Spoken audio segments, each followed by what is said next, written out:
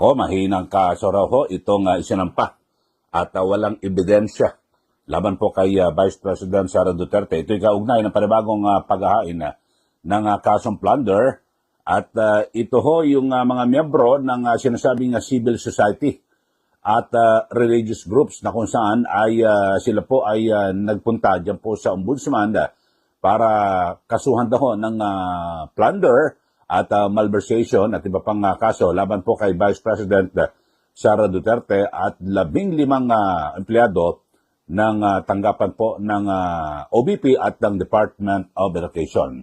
Ito ho, may binambanggit itong si Professor Froilan Calilong, isa pong kilalang political analyst mula po sa UST. Ang sinasabi niya ay naku, mahina yung kasong isinampa dahil sa wala pong kaukulang ebidensya na nagtataglay. Ito kasi ang aligasyon, kumbaga sana sabi ho ni Professor Calilong, optics lang ho ito at parang naratibo na kung saan ay panggulat sa taong bayan. Ako, kinasuhan ng plunder, ito pong si BP Sara. Pero sa totoo yan, wala naman daw matibay na ebidensya. Kasi ang isa po sa issue na sinasabi ho ng grupong ito ay yung confidential funds. Yung sa confidential fund ho, mula po sa OBP at sa DepEd, ang sabi ho ni Professor Calilong, ano ho ito, institutional dumaan sa departamento at hindi po personal na ninakaw ni BP Sara Duterte. Kasi pwede ho ito, halimbawa, nalustay ang, sabi natin, confidential funds, tapos nakinabang, may ibinulsa si BP Sara, may kickback, tulad doon naman nangyari niya sa mga flood control projects, yun ho pwede. At sabi nga ni Professor Calilong, ito ho ay, binuhin nyo, ang kanilang pahayag ay dapat daw ay babuksan o buksan ni BP Sara Duterte yung kanyang bank accounts. So, dapat, ang sabi ho, kung sino ang nag-aakusa, halimbawa, ito mga civil society groups at religious groups ang nag-aakusa, sila ang magbigay ng patunay na talagang merong ginawang kasalanan ang Vice Presidente. So, maliwanag ito, mga kababayan. At ito po, siyempre, alam niyo naman, ibig sabihin, naratibo, ito sasabihin ako, may kasong plunder yan. At itong si BP Sara. Pero, alam niyo ho, base po sa ating saligang batas, ang impeachable officer tulad po ng Vice Presidente ay hindi po pwedeng papanagutin, kasuhan at litisin sa sandigang bayan. Kasi ang kailangan ho rito, mga kababayan, ay siya po muna ay ma-impeach bilang Vice Presidente bago tumuloy-tuloy itong kasong ito. Pero alam naman natin na talagang totoo ito. Tama ka, Professor Froilan Calilong, dahil sa ito po ay masasabi nating naratibo lang at optics. Yung optics parang pasamain sa mata ng taong bayan, ito pong si BP Sara Duterte. Panoorin niyo mga kababayan itong interview. Napakaganda ng interview at paliwanag ni Professor Froilan Calilong patungkol ho rito sa kaso na isinampang plunder laban po kay Vice President Sara Duterte. So, sa aking pananaw kasi, technically, itong ginawa nila ng pagpa-file ng plunder na to really is more for the shaping of the narrative more than anything else, because I know they know that matagal na proseso ito kung sakasakali man na magpa-file sila ng plunder. Matagal na proseso to, gagawin yung case build-up sa ombudsman, eventually dadalhin sa Sandigan Bayan. Pero lahat ito kasi I think is in preparation for the forthcoming impeachment complaint na ipa-file nila ulit come February. So this is parang creating the necessary condition o yung precondition para sabihin talaga na ang ikalawang Pangulo meron talaga mga pagkakamali, may mga katiwalian na ginawa. Although, hindi ko to nakikita, dahil unang-una, sinasabi ng mga miyembro nila, nung mga magkakasama na nag-file na gusto nilang pabuksan yung bank account ni VP Sara. Pero sa akin kasing pananaw, kung ikaw meron talagang solidong kaso, parang ano malabas, parang fishing expedition no? Nagpa-file ka ng kaso, wala ka namang ebidensya, and then ask mo yung tao na fina-filean mo, nabuksan niya yung kanyang bank accounts, no? So doon pa lang medyo nagiging mahina na yung argumento. Pangalawa, hindi ko nakikita na tama itong kanilang ginagawa, dahil kung sakali man talaga no, na may pagkakamali si Vice President Sara, siguro rin naman kinakailangan filean din ng kaparehong kaso yung Pangulo at yung kanya mga galamay, ano, dahil sa totoo lang hindi ko sinasabi na hindi tama na meron tayong katiwalian laban sa Vice President, pero meron din naman katiwalian na nakaumang sa presidente at mas malaki pa, no. So kumbaga parang nangyayari rito maliwanag, parang selective outrage, no, at hindi natin iaalis na kaya nila to ginagawa is because they see the Vice President as a formidable opponent come 2028, no. So they're doing everything to weaken her defenses. So parang binabagit nyo, Professor, ang pwedeng maging perception ngayon ng taong bayan, kumikilos itong civil society at religious groups para laban lang kay Duterte, hindi para sa kabuuan ng korupsyon dito po sa ating bansa. Yes, tama po yun. Kasi nga, unang-una, kung ito naman, nagbigay naman ng pahayag si Zaldico, no? Binanggit naman niya yung Pangulo rito sa kanyang mga pahayag, ano? Pero naging tahimik dito itong mga miyembro ng kaparian, naging tahimik dito itong miyembro ng mga progresibo, mga sabihin na natin kabilang dito sa Liberal Party, and this even the Makabayan Bloc has been very silent about this, no? So, in short, they don't see the president anymore as a potential rival, kasi alam nila na sirang-sira na rin naman sa tao, and the only way, no, the only opponent, formidable opponent na nakikita nila will be the vice president. So they're doing everything double time para talaga inegate, no, at para pahinain yung vice president, which I feel, no, supposedly kasi kung ang kalaban natin dito ay corruption, systemic corruption, dapat wala tayong sinisino. Dapat lahat ng involved, lahat ng merong aligasyon ng katiwalian, sampahan natin ang kaso. Pero bakit may mga pinipili lamang? So yun po yung akin, ano. Pangalawa, kung yung sinasabi nila kasi na kasong plunder ang isasampa nila, sa tingin ko po medyo hindi po yun magmamaterialize. Unang-una, ang plunder po kasi ay kaso na sinasampa for somebody who amassed wealth, no, ill-gotten wealth, at nakinabang siya on a personal basis. Kung ito kasing sinasampa nilang kaso ay confidential funds, again, ito ay institutional. So it's either on the office of the Vice President or the Department of Education. So which means that the idea of plunder being personal in nature, hindi po yan sumasaklaw dito. So parang sabihin natin talagang mahina po ang kaso at walang kaakibat na matibay na ebidensya, Prof.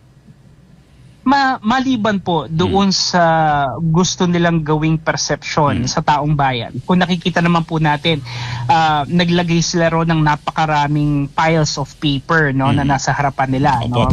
Sa politika po kasi, ang tawag po natin dito shock factor. No? They're trying to give the impression that there is insurmountable evidences. So sa akin, if you have insurmountable evidences, kagaya nga, no, kung totoo nga may mga laman yun, yung pulto-pulto ng papel na yun, why would you need to ask the Vice President to open her bank accounts for you? Lumalabas kasi para bang nag-file ka ng kaso, wala kaming ebidensya, ikaw yung magbibigay sa amin ng ebidensya. That's not how it goes, because sa korte, syempre, kung sino yung nagfa-file ng kaso, siya yung dapat merong mga tinatawag nating pruweba beyond reasonable doubt, no? Testimonies, documentary evidences, no? Ito po mukhang wala sila. Pero yun nga, it gives the impression to the public na yung kanyang imahe is probably tainted with corruption. Kasi kumisan sa politika, hindi yung realidad ang mahalaga, no? Kumisan yung perception of the reality is what's more important, especially among the people. So parang binabanggit yung optics lang ho ito at parang yung bagong naratibo para sirain yung imahe ng Vice Presidente. Yeah. Basically, that's how we see it. Because number one, it's selective. Secondly, they're trying to rehash an old allegation. Thirdly, they're doing it months before the reopening of another impeachment complaint, against the VP. So that's how I see it. Okay, yung i-final nilang kaso, no, sa ombudsman, kasi impeachable officer nga ang vice presidente. So, pwedeng gawin yan, matitenggal yan sa ombudsman, antayin na ma-impeach, or pwedeng isubmit nila sa Congress para kung may mag-file ng impeachment, dagdag ebidensya. That is right. Actually, yun ang most likely pong mangyayari niyan, para mas yung case build up mas maging epektibo, tsaka mas maging solid talaga. Kaya lang, nagamit na yung impeachment yung confidential funds That's the problem. Yun nga po yung binabanggit ko kanina pa, kad sa plunder kasi, kinakailangan sana dito ang nakita natin yung may mga tao na direktang nagbigay sa kanya halimbawa ng pera, mga contractors na direktang dumaan sa kanya yung pondo, pero confidential funds po kasi is still being managed by the Joint Circular 2015-01.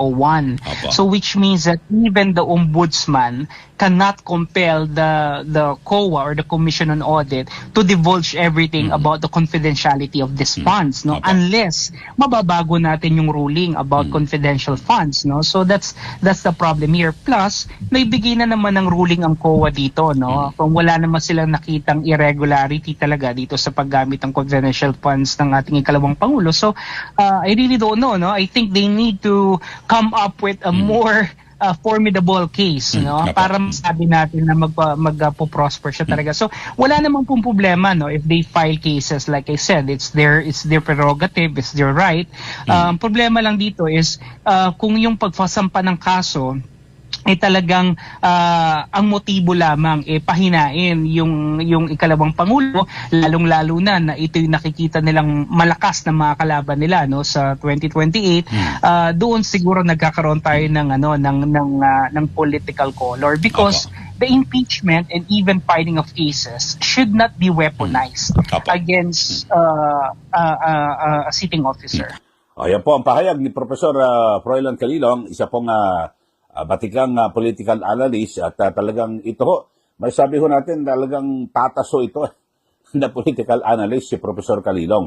At ang sabi niya ay na lumilitaw na parang meron pong may kinikilingan ho ito pong mga nagsampa ng kaso laban po kay BP Sara, dahil sa kung talagang ang totoo na yung nais po nila na talagang yung managot dito po sa kasong ito, mga kababayan, ay dapat ho talagang ang gawin tingnan din iba pang mga kaso ng katiwalian dito po sa ating bansa. At yung kung saan ay kinasasangutan di umano o idinadawit ang Pangulo dito kaso wala parang ang nakita ho nila 125 million, pero hindi nakita nila yung 1.2 trillion pesos na sinasabing na nakulimbat nitong mga buaya dito po sa ating bansa, mga kababayan. So, yun at sinasabi talagang wala pang lang to pambulaga. Yun. Pambulaga lang itong ginawang ito, at talagang paninira laban po kay Vice Presidente. At syempre, kung ang gagawin, kinasuhan ng plunder, pero hindi naman agad ito ma-actionan Kasi kailangan ma-impeach muna. Yun ang numero 1. Kapag na-impeach na ang Vice Presidente, ay saka lamang siya, gagawin? Yun, pwede na kasuhan. Kung o kaya naman, ang pwedeng dalawang bagay pwedeng gawin ng grupong ito, siyempre ng ombudsman, ay gawing ebidensya, isumiti itong mga naisampang kaso laban po sa Vice Presidente sa Kongreso, para yan po ang isa sa pagbatayan sa impeachment. Ito naman, ihintayin, kung matapos po, ma-impeach po hanggang sa Senado, mahatulan ng guilty, maalis po sa pwesto, yun po, pwede na yan. Pero sa ngayon, Wala ho, talagang totoo ka, Professor Calilo, kasi, di ba, nag-file sila ng complaint laban po kay Vice Presidente. Naku, ang dami ho, ang daming mga papeles, dokumento, talagang nakatambak, na ano, no, dokumento na sinasabi, ebidensya. Ano naman laman nun? Oh, wala namang laman yun eh.